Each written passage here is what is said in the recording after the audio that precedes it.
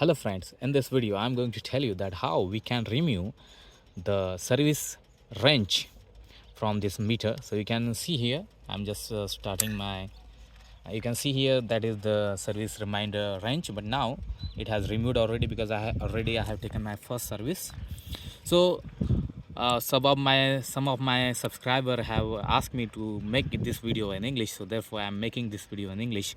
So for that purpose we have, that there is a I button over here.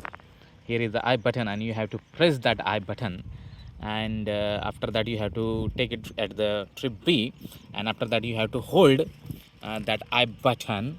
So for the some time, for a few moments, and after that you have to just you have to still press the I button, and then you have to turn off the meter, the bike, and after a few seconds you have to still hold, you have to still press, hold pressing the I button, and after that you have to just start it, and once again you have to press it until and unless that wrench removed. Okay, so after a few seconds it will removed.